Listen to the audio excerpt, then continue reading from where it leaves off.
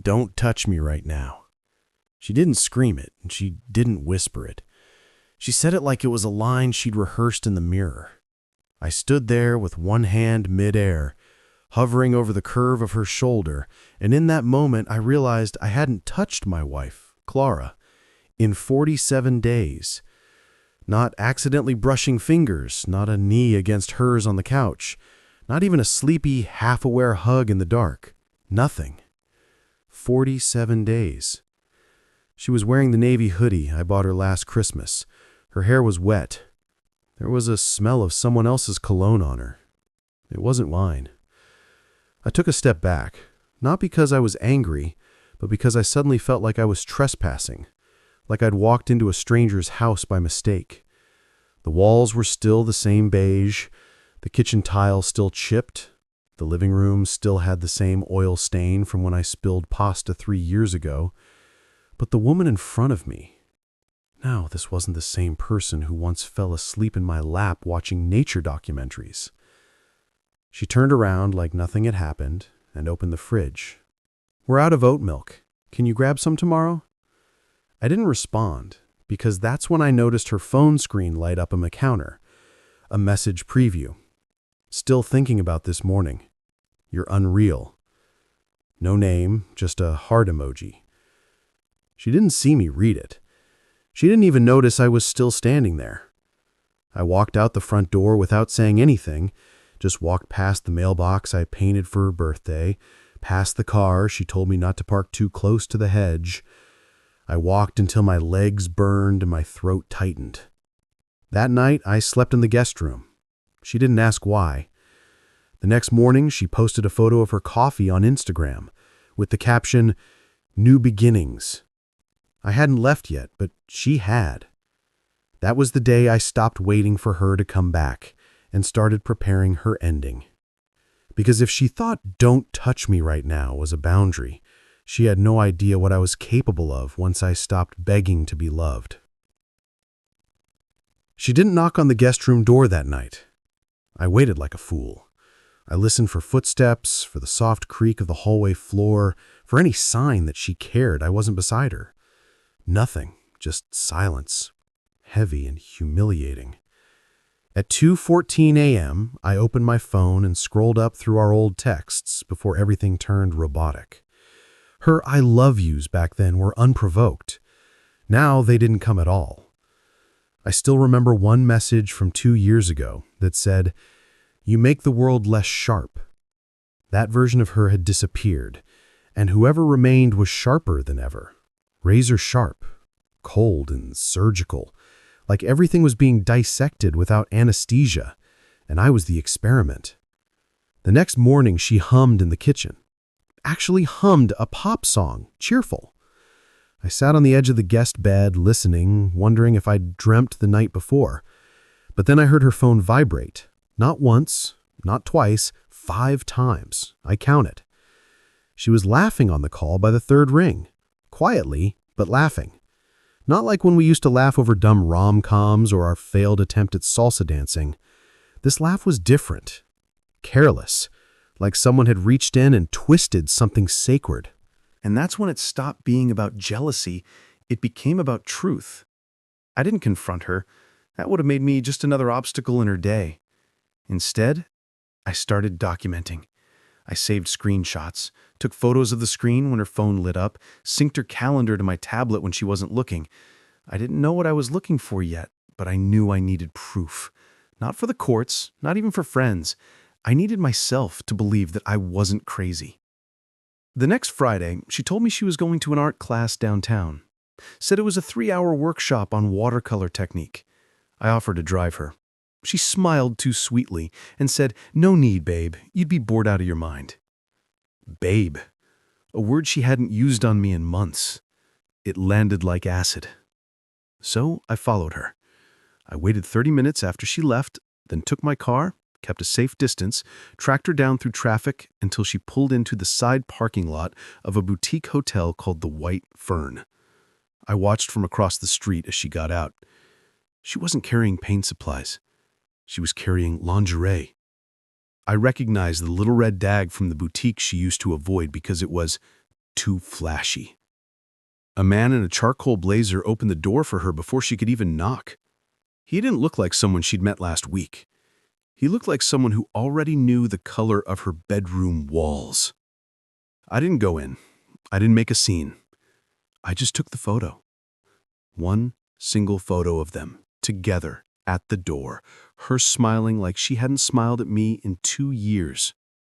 That image would stay burned in my skull, but also saved to 3 cloud accounts, just in case I ever doubted my memory or needed to prove I wasn't the insane one. When she came home later that night, her hair still damp, she looked at me sitting at the dining table like I was a misplaced decoration. "How was your class?" I asked without raising my voice. "It was expressive," she said, putting her phone down carefully. "We painted roses." I looked her straight in the eyes and replied, "Funny, you came back without your paintbrush." For a second, I thought her expression cracked. Just a second. Then she smirked, turned away, and said, "You're reading into things again." I didn't respond. I simply stood up, grabbed my jacket, and walked out. Not forever, just long enough for her to think maybe I was done trying. The next day, she cried. Not in front of me, of course not. But I saw it in the security footage. I forgot to tell her I had installed outside the house 2 weeks earlier. She was standing on the porch, staring out at the driveway, wiping her eyes like someone who realized a foundation was crumbling.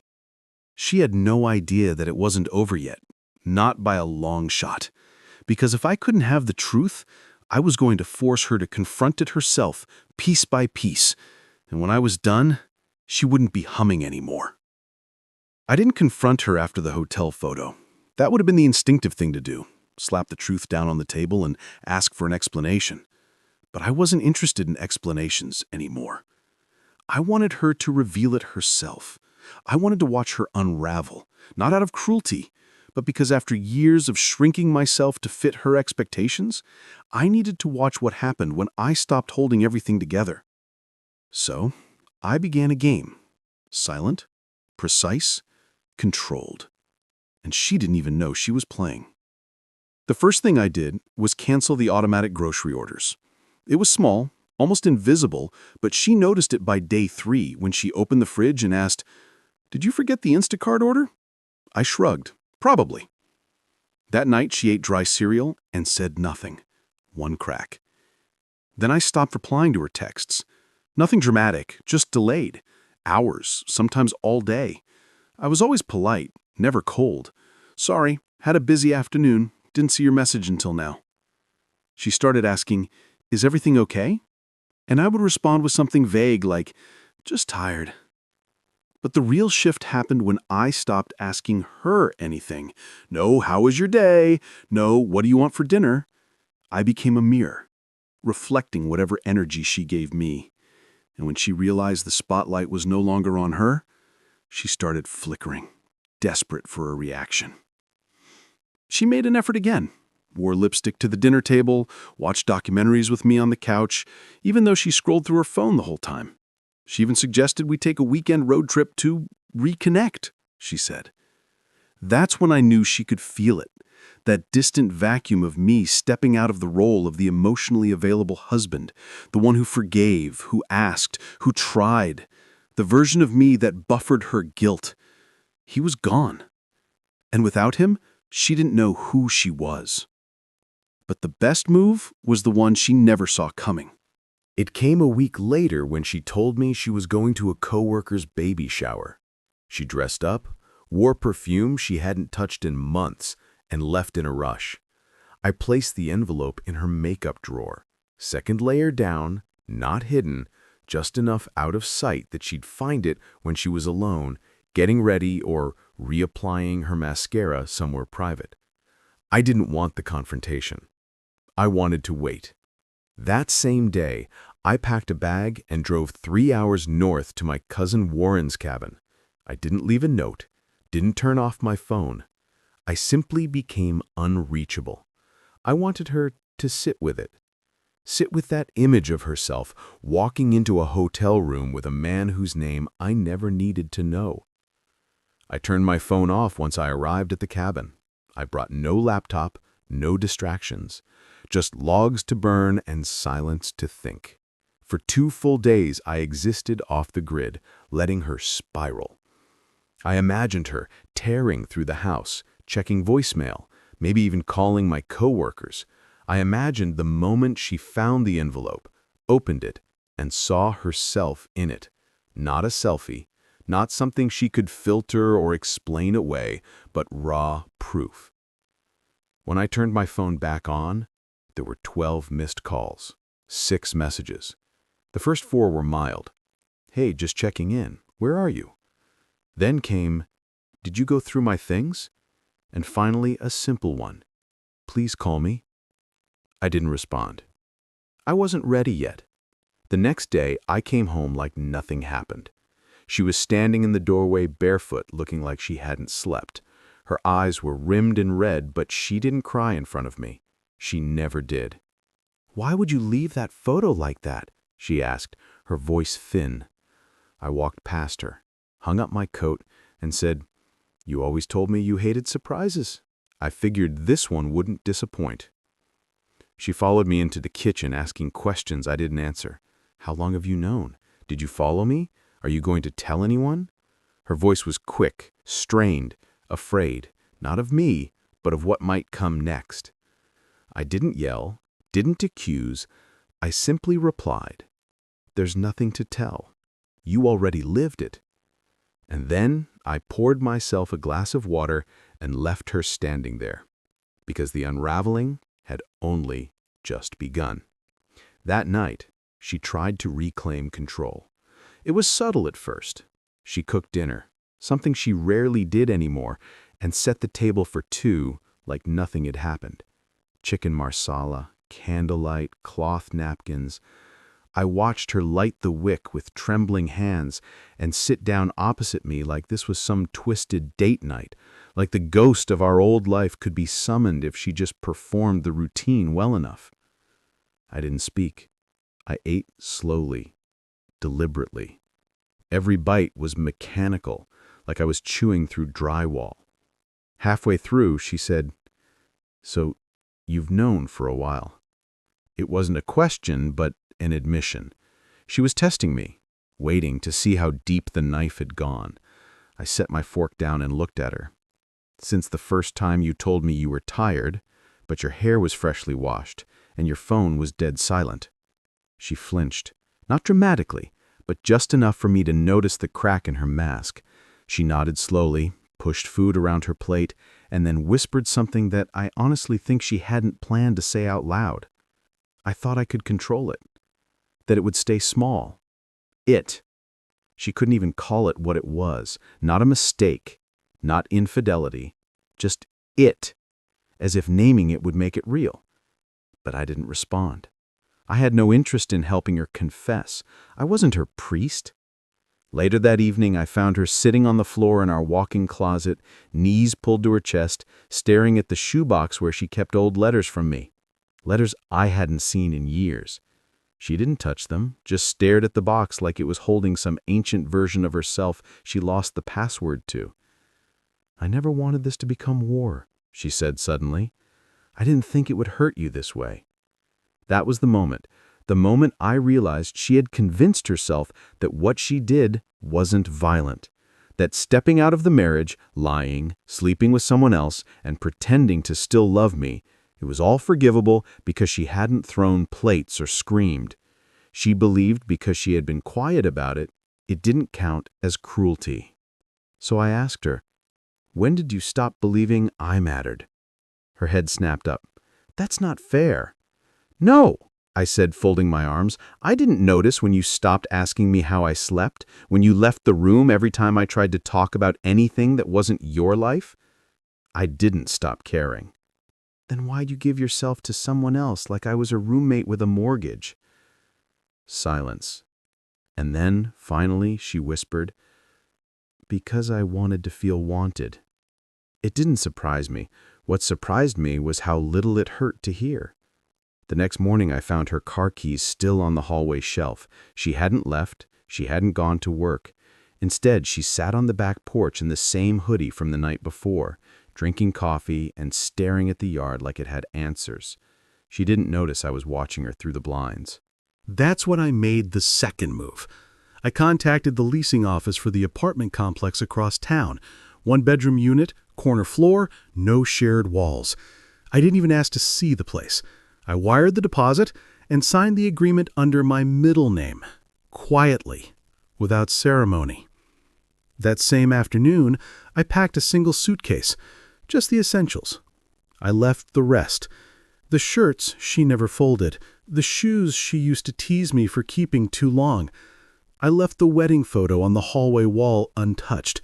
I didn't even flip it down. It didn't deserve the drama. I didn't leave a note this time either. Just one thing. A small envelope placed on her pillow. Inside was a printed screenshot of a bank transfer, half of the joint savings, down to the cent, with a message beneath it. This is what fairness looks like. I walked out of the house without making a sound. No slamming doors, no dramatic music, just the clicking of the handle and the soft hush of goodbye. And I swear to you, as I pulled out of the driveway, I didn't feel like I was leaving home. I felt like I was finally stepping into it.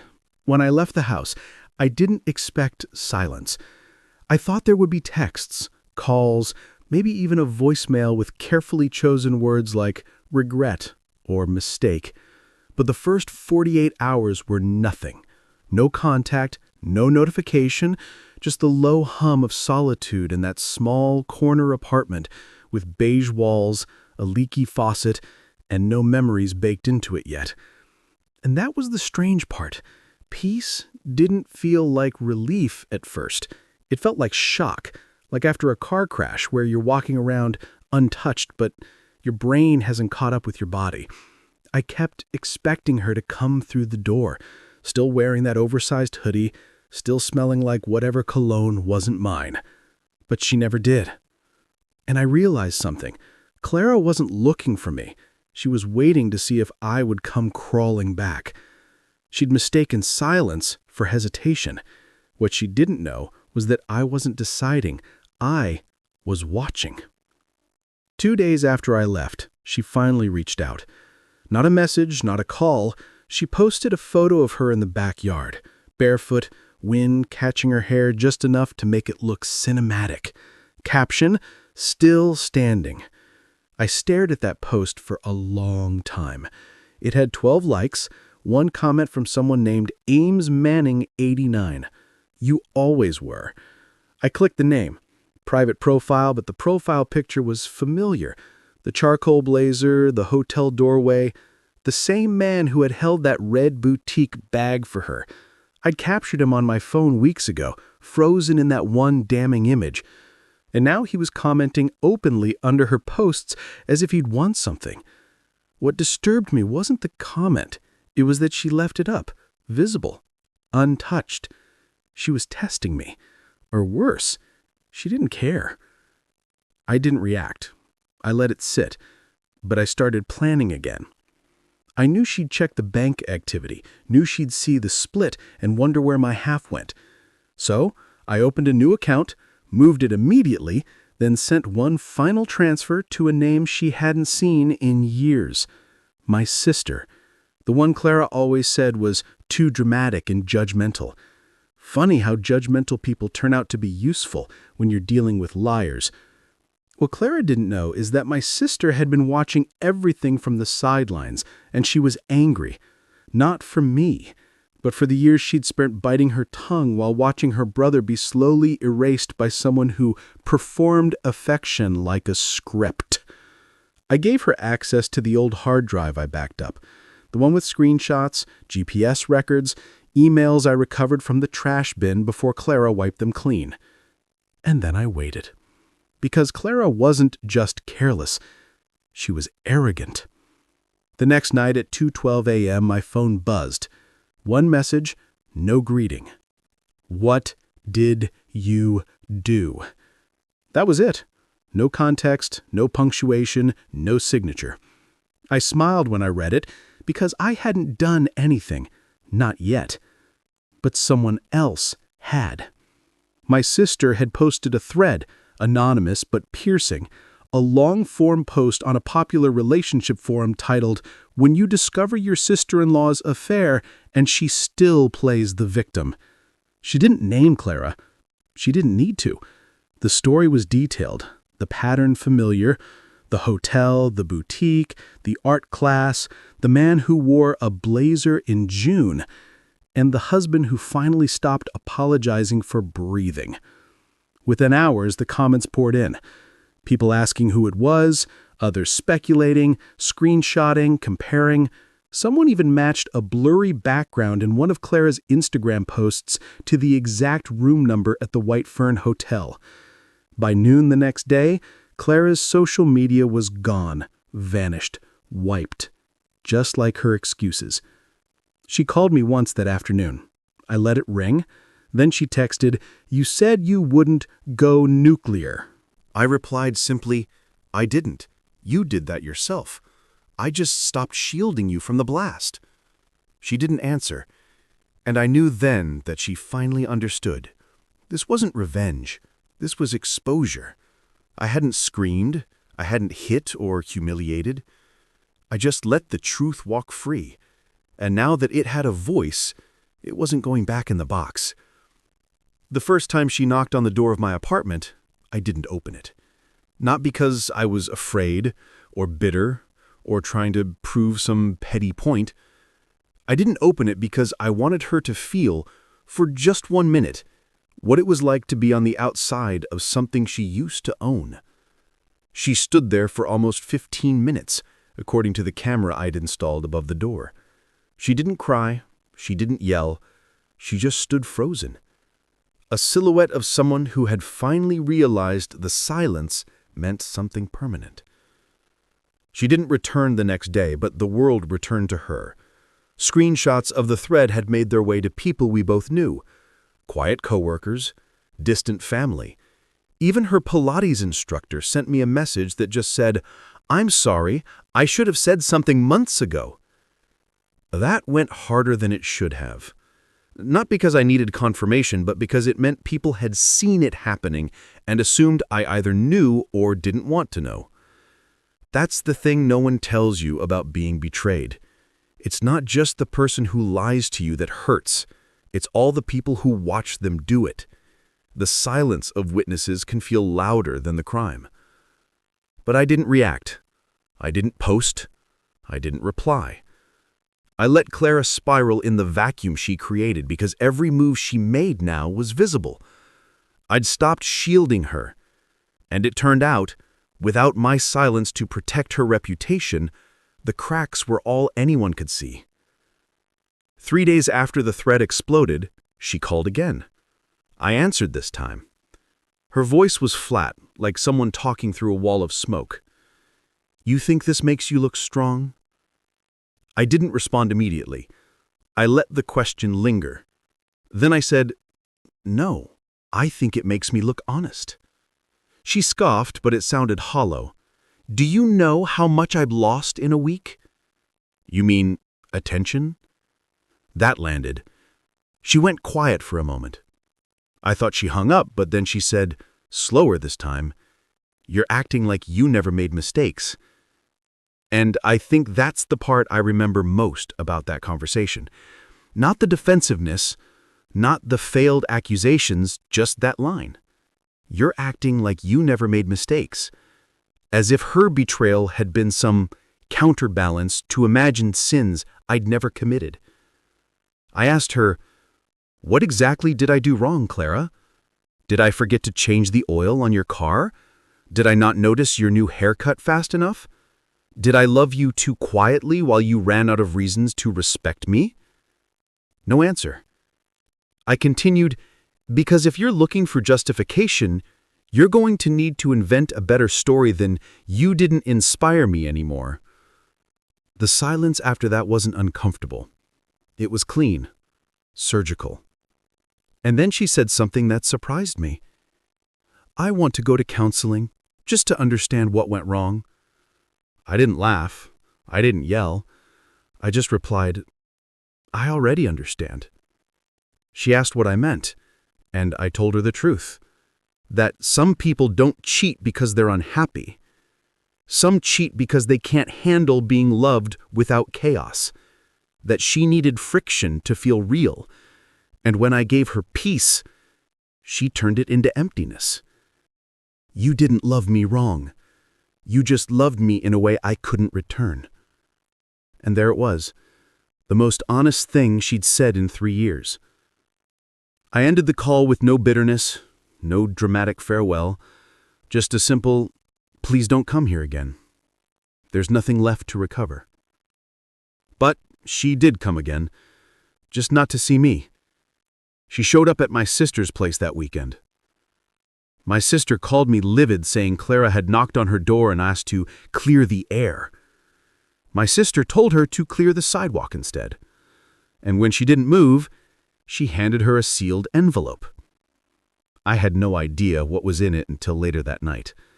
It was a printout of a group chat I hadn't seen before. It included several of Clara's friends, one of whom had decided finally to send it to us.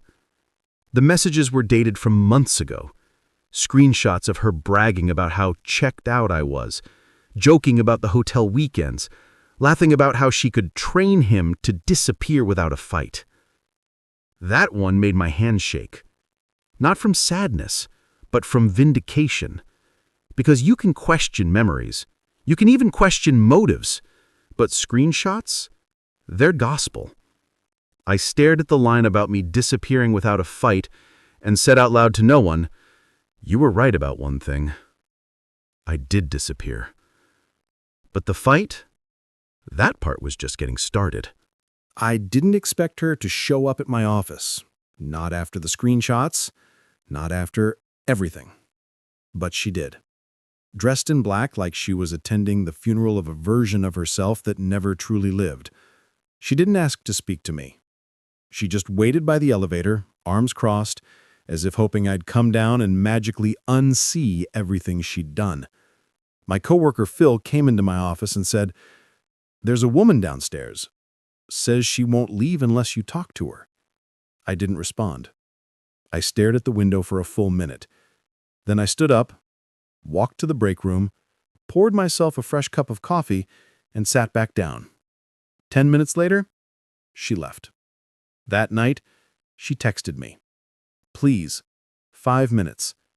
Just 5. I ignored it. I wasn't trying to punish her. I wasn't playing some game. I simply had nothing left to give.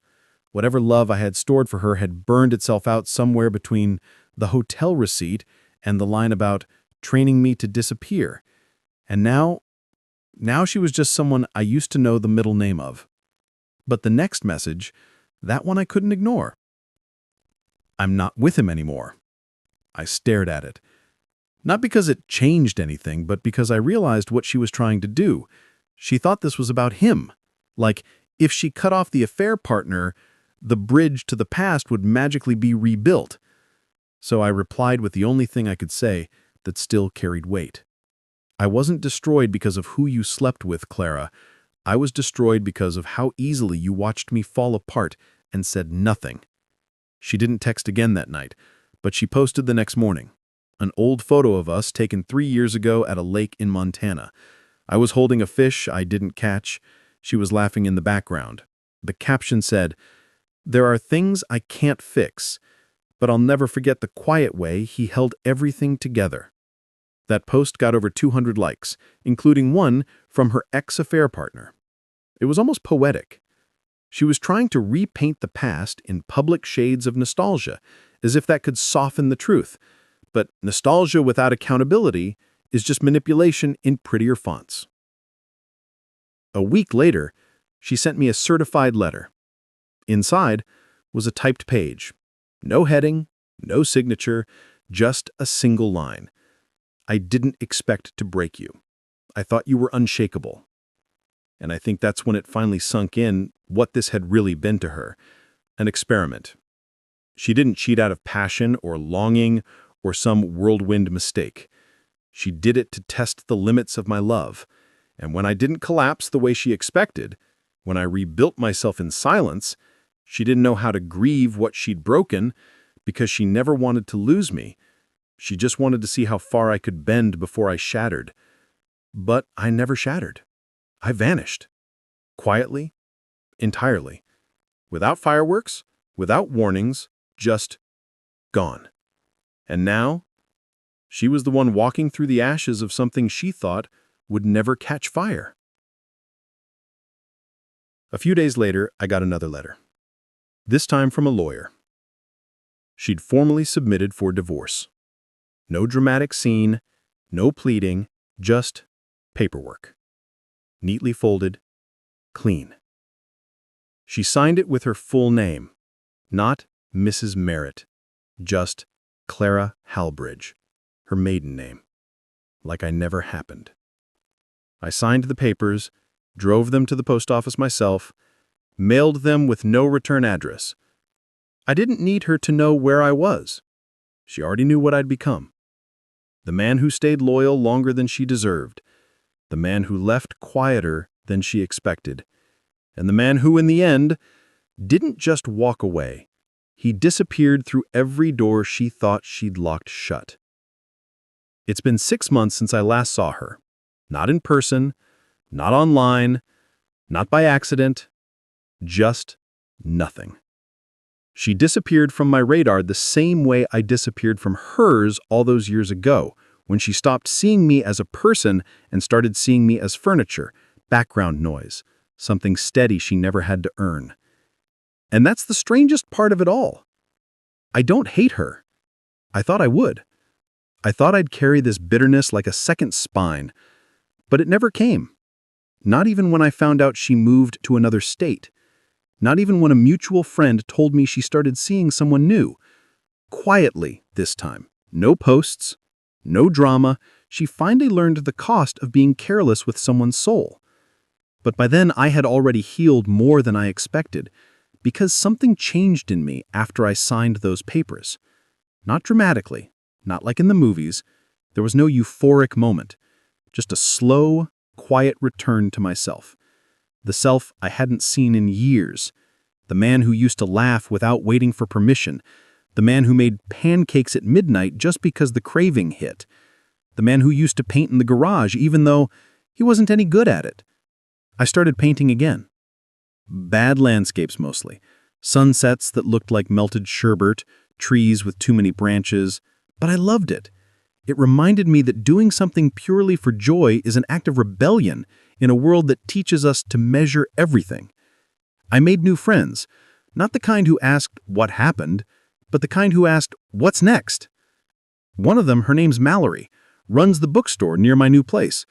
I met her when she caught me rearranging all the books by color instead of genre. She didn't get annoyed. She laughed and said, "I do that when I'm avoiding something too."